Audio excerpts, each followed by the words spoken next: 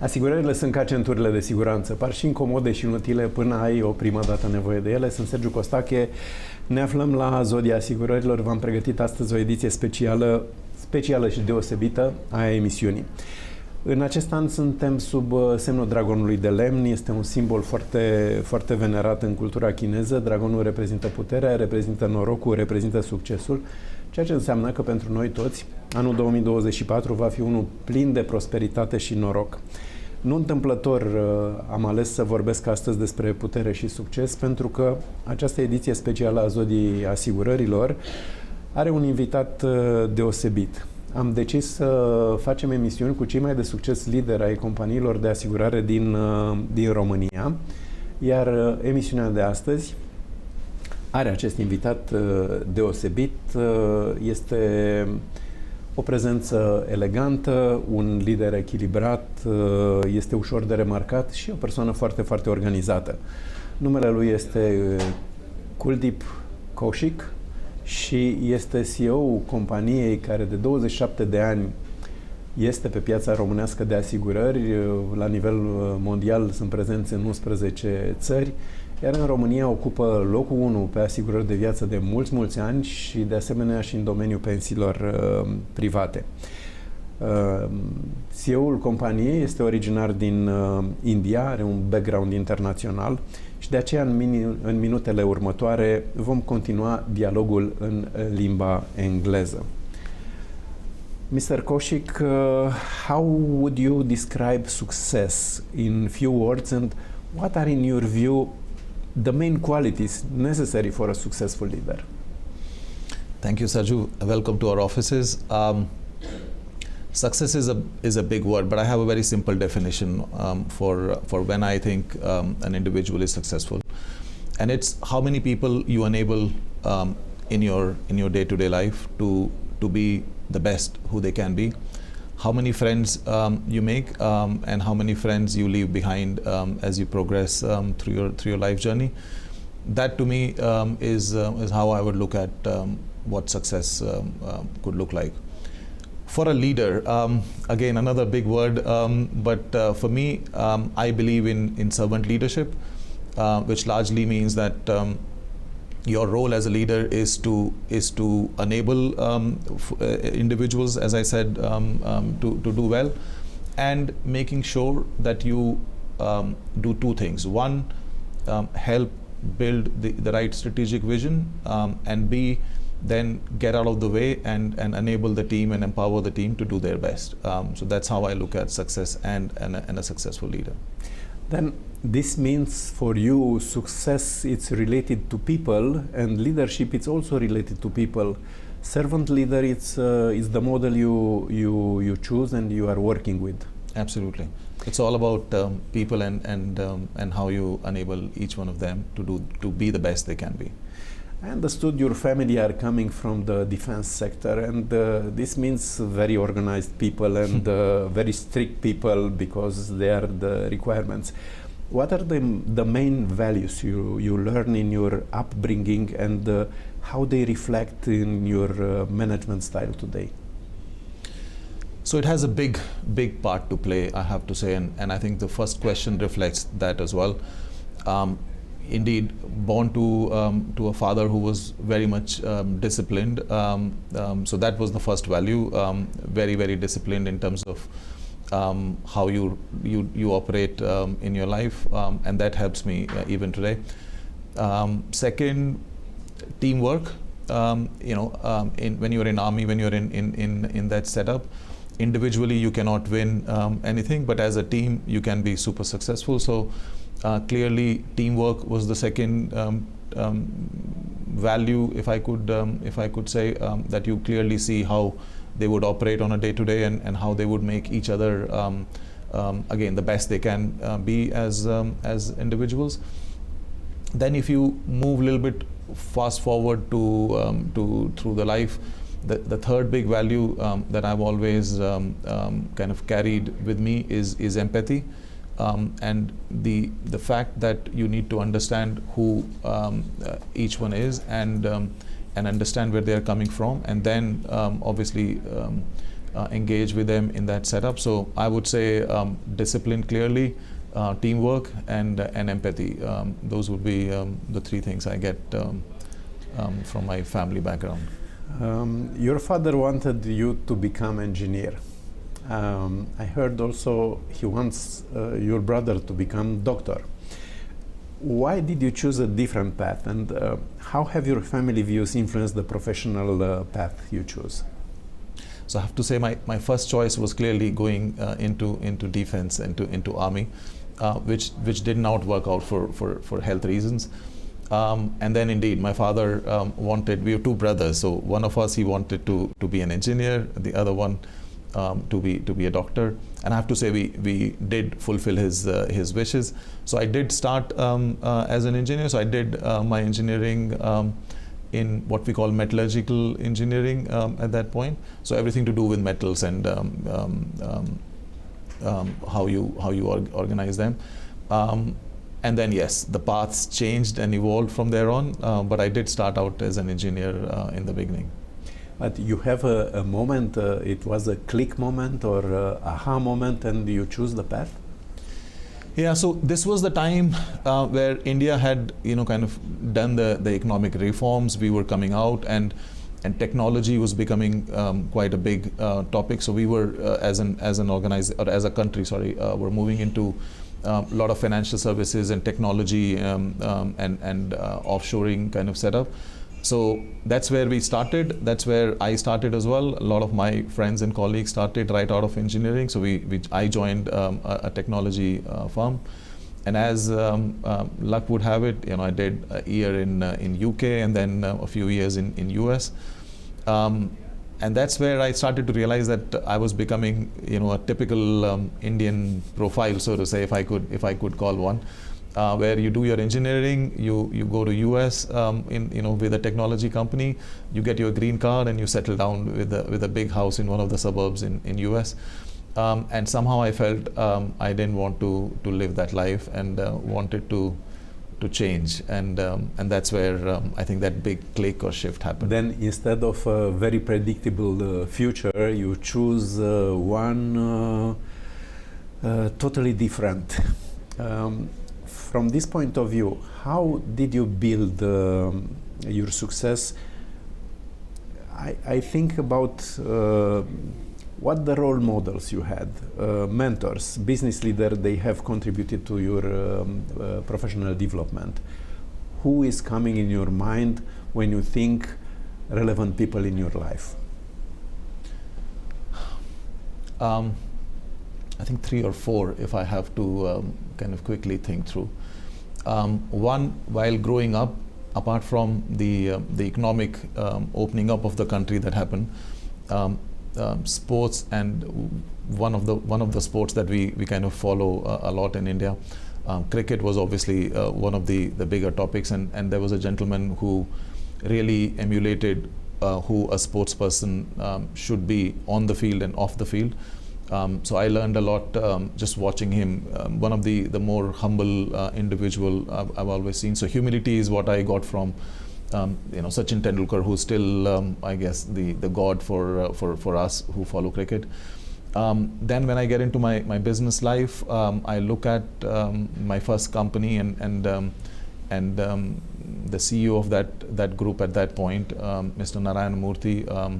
Almost a legend in India in terms of somebody who took the country forward, started this big technology revolution that we are still riding the wave. Really down to earth gentleman. You could see him in the queue in the restaurant, in the canteen, just queuing up ahead of you. So almost no pretense, so to say, very humble and down to earth, and that again kind of stayed with me forever. And then in my AXA life, Mr. Henri de Cast, who was the CEO of AXA Group back in 2010, and that as a gentleman was very impressive in terms of how he could walk in a room of 200 people, talk to each one of you, and make you feel special in a couple of minutes and then move on to the next one. So that human connect was very, very impressive with him. And lastly, one of the other bosses in AXA, Mr. Will Langebach, I learned a lot in terms of discipline, presence, kind of maturity in terms of capturing the business stream. So yeah, those would be 3 or 4 people that come to mind, and honestly I learn a lot from everyone I meet. So we have qualities that we can all learn and imbibe from everyone we meet every day. You feel yourself lucky you meet all those relevant people? Absolutely. I couldn't be more thankful for the life I've been given. Yeah, I've been really fortunate with the family I've had, the friends I've had through my life, and clearly the leaders and the managers I've been able to work with. As I said, I've learned a lot from them, and I have a lot to actually give back to them in terms of who I've become today. People are saying fate is related, some of them say it's related to luck, some of them say it's related to decisions you are making. Which proportion you are using from those two? How much luck you had, how much decision you took for being what you are today? It's a tough one. I don't know if I could give you percentages, but clearly it's a combination of both. There is a lot of preparation, I guess. Everything that I have kind of been through, there is a lot of preparation, and then clearly that preparation has to culminate with an opportunity. But it's also the other way around, that once you're given an opportunity, what you make of it clearly also kind of sets the tone for where you go. Yeah, so I'm not sure if I can give you an 80-20 kind of percentage, but for me, indeed, I think the opportunity, the hard work, and a bit of luck needs to come together for you to get what you were looking for. But then it's what you make out of it as well. So indeed, it's a double-edged sword. You could get an opportunity, and if you're prepared for it, you can maximize the what comes out of it. But if you were not prepared, which is where the hard work and everything you put in comes into it, then you can obviously very quickly lose it as well. Then there are 3 steps. Opportunities are coming, you are making decision, and then it's hard work. Indeed. And related to this, how did you make the transition into the insurance sector? Because you start from being engineer, and then you mention a big company. And what are your plans for the company you are leading today for moving forward? Then first, how you make the transition to insurance, and then what are you intending for the future of this company?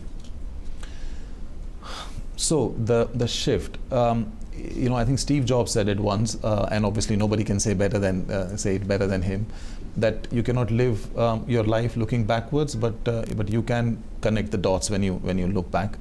I spent a year in UK working for a financial services company there. The 4 years in US were working for a healthcare insurer in Rhode Island. And then I decided, that click that we were talking about previously, then I decided to go for my business school. So I came to France to do my business school at that point. And then you start to put the 3 together. The fact that you have management education now, which kind of has finance plus strategy together. You've had some background in terms of insurance. And as I said, I saw Mr. Henri Decast in full show one of these leadership lessons we used to have in our business school, and the 3 again came together, and that was my my opportunity to shift into financial services, insurance space right after my business school. The engineering background helped me to become the man I am today. How it helped you, this background? You are more organized, you are more analytic. How it helped you, this background? Yeah, so it gives you the structure and the analytics. I guess that was the starting point. How you problem solve as well kind of comes into it. So analytical capability, being a lot more structured, having the problem solving mindset was clearly something that you get when you are in the engineering space. And then as you get into, from there to technology transformation as well, you kind of again get looking at different business problems and building solutions and enabling some of those business models. I think was also because of the engineering background that I had. For me, as an engineer, they train us to look all the time what's wrong, what could happen wrong, and then try to fix it before happened. You are applied this also in insurance? Absolutely. I mean, insurance is all about predicting what could potentially go wrong, and then making sure that you have, either the protection or you can kind of go into prevention and try and avoid that risk to come to life. So indeed, that helps a lot in your day-to-day in terms of making sure that you're able to anticipate the potential risks, both macro and micro, and then obviously taking them into account as you build solutions. You say like this, you spent a lot of time or relevant time in UK. You were also in Hong Kong. You have a master degree in France. Your family and yourself live quite long in the United States, and now they are located in Spain. And it seems like you have lived the world dream. I could not say the American dream because you were anywhere. What made you choose Romania as your current destination, following all those countries? You can choose anything else. So again, I think it's a mix of preparation, obviously getting the right opportunities at the right time, and then a bit of decision making that comes your way as well. So indeed, the fact that that we've had the opportunity both as an individual and as a family for us to move around, from India to US to UK to France to Hong Kong and Spain and now in Romania, it does give you a bit of perspective. One, it prepares you. You have a lot more flexibility in terms of kind of moving into a new country, settling down, making friends, making new connections and building roots. So that, in a way, I think I was getting prepared for this potential opportunity at some point. It also gives you the ability to kind of navigate through what comes from an uncertainty. I think I've started to embrace, and as a family as well, we embrace uncertainty very well. And now, if you look at, we're living in really uncertain world where things are shifting quite quickly. And I think I was kind of being prepared for that opportunity. Romania has always been, again, looking backwards in the context, was always there, not in my face, but again, I was being prepared for the role. So when I joined the AXA group, I used to work in the strategy setup in the group, and we used to have a region that was called North Sea, which included the Central and Eastern Europe, and we had at that point operations in Romania. So we did do back in 2010, 2011 a BCG kind of work, looking at potential opportunities in the health space. So Romania was one of the businesses we had looked at that point. So that was my introduction from a business point of view. I've had through the last 12 years a couple of really close Romanian friends, Somebody, as luck would have it, again, you when you look backwards, you can connect the dots. Somebody who is the CEO of the same business that I am now honored to take forward. More than a couple of decades back, she was the one who was the CEO of the same business, and really dear friend, and we worked together in AXA in various different opportunities. So Romania was there somewhere in the background, and then suddenly this opportunity comes, and I've always been wanting to manage a P&L at some point. So yeah, it comes all the preparation that I was going through, the opportunity, and then indeed the decision to take the leap of faith and move over. It all comes together, and here I am in Romania. Again, opportunity, decision, and then it's the hard work. And the people who are looking to our show ask me to put you some questions about Romania. The classic question is how you found our country. Mainly Romania is perceived as a country full of potential, but how to get this potential to the facts and to success, this is another story. How you perceive Romania? So I would say all of the above, as you kind of summarized. So I've been here 2 years, and you have realization almost at 3 different levels. When you come in, you see people who are really warm and welcoming, and for someone like me, a foreigner coming from outside, I straight away felt at home. So that's the first level of kind of interaction. Second, then you get closer and you see a really ambitious set of people, really passionate, really proud of what they do. So not 99% is not enough. I think they're always looking at being the best of who they want to be, and then you kind of look at the roots, and I see a lot of similarity, and that's why maybe again there is a bit of destiny that was at play. I see a lot of similarity with my own home country as well. There is a strong family value that is there here in Romania as well.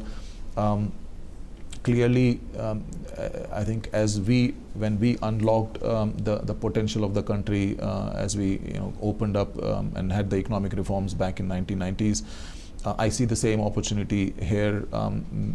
Strong country with a really robust growth in the next year.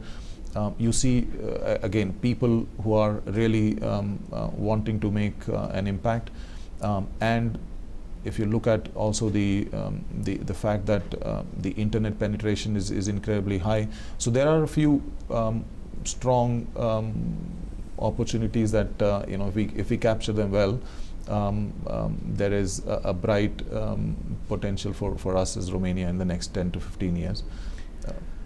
Regarding the Romanian insurance market, because I started my business 26 years ago, just 1 year after your company established the presence in Romania.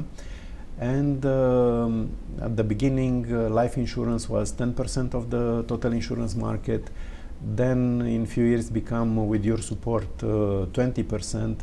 And it remained the same, around 20%. Life insurance, 20% of the total market. The rest is general insurance. And I ask myself why. The market raise, the 20% remain the same. This means life increase, but all the time no better than 20%. How you explain this? Yeah, so I think the challenge we've got is clearly, even if I compare Romania to some of the other Eastern European neighbors, the insurance penetration stays low, and it continues to be a challenge for us, or you can look at it as an opportunity as well. It's question of money, or it's question of mentality? I think it's question of awareness. So one, we need to create a lot more awareness of what on the life side, on what value propositions that insurance has. What does that mean for anyone who's in their 20s or getting into their 30s? What does that what can insurance bring to Romanian people or population in the next phase. So that's one, and that as an industry we need to kind of make a lot more awareness in terms of the potential risk that we have, and how we as insurers could help take some of those potential financial and health risk away from our customers. It's also again, I see a lot more resemblance with India as well. We do have the very optimistic people, yeah. So we don't live in the negative space. So we think everything will go well. So that optimism also then means that our focus is a lot more on some of the other things you want to do as you're kind of becoming a lot more affluent.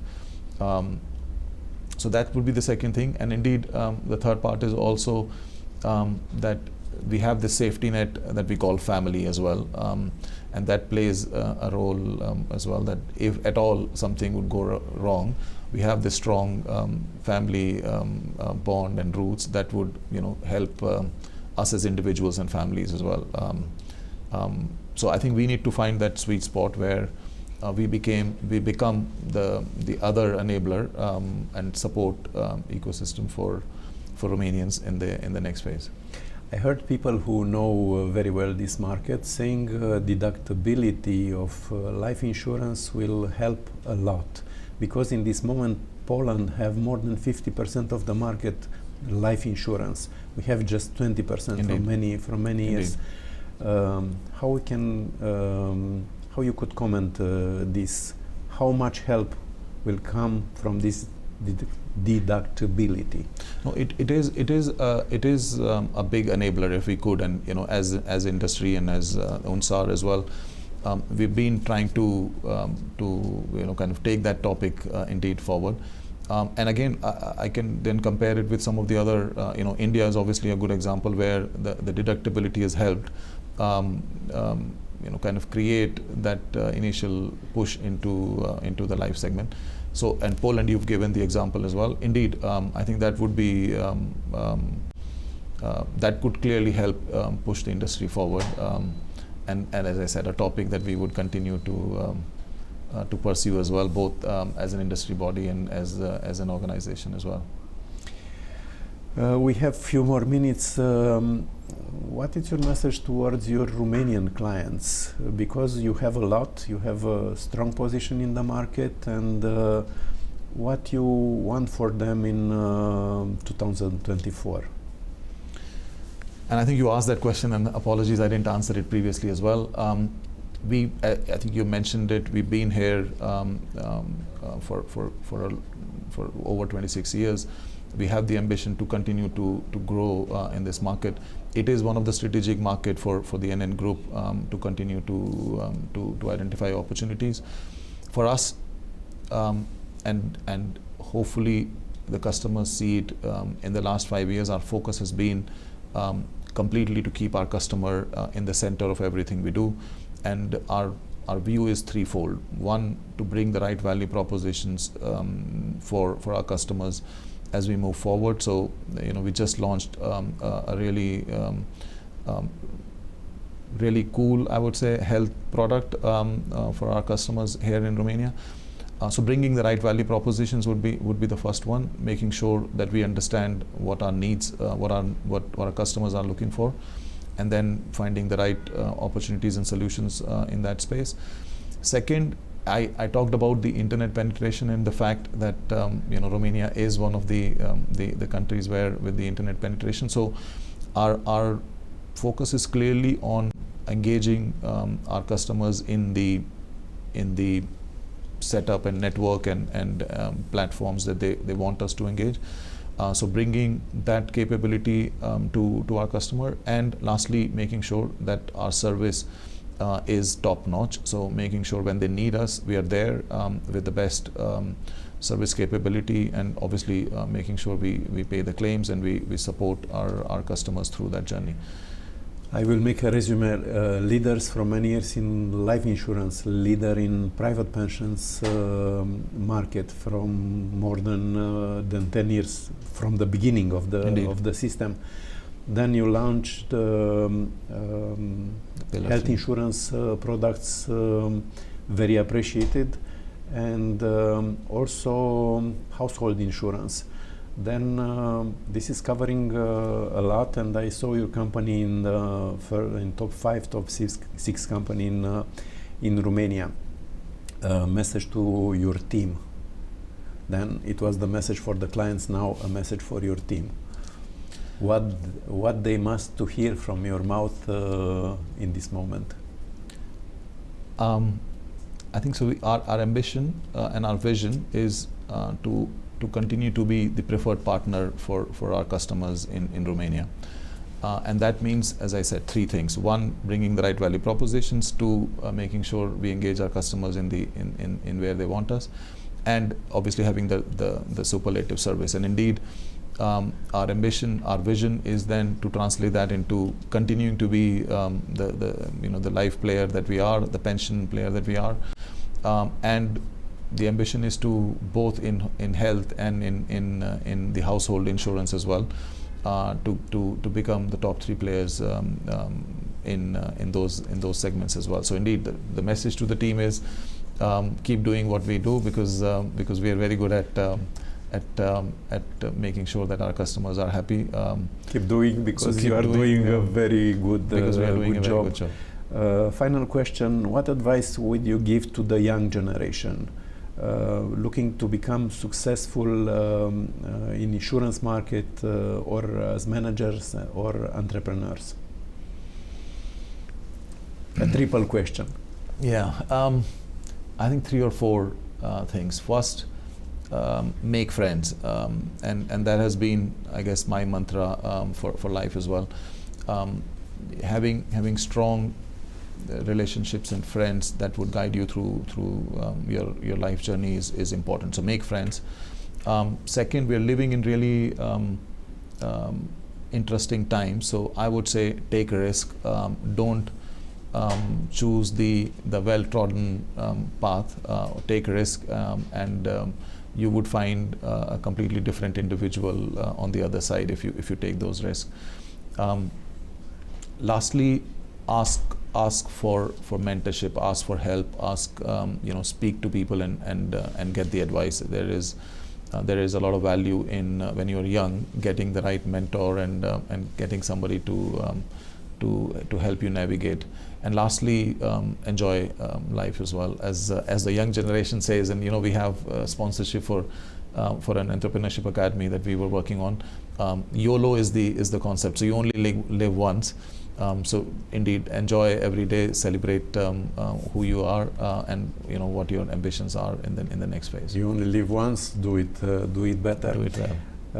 Succesul nu este un accident, iar pentru a-l atinge e clar că ai nevoie de multă muncă, determinare, adaptabilitate și un strop de noroc. Alături de mine s-a aflat Kuldeep KAUSHIK, este CEO-ul liderului companiei de asigurări de viață din piața românească, de asemenea și pe pensii private, cu implicare și în sănătate și în locuințe. Sunt Sergiu Costache, ne aflăm la o ediție specială Lider de Succes a emisiunii noastre. Până joia viitoare, la ora 17:05, vă reamintesc că asigurările sunt ca centurile de siguranță, par și incomode și inutile până ai o primă dată nevoie de ele. Rămâneți cu noi, căci urmează emisiuni din ce în ce mai interesante.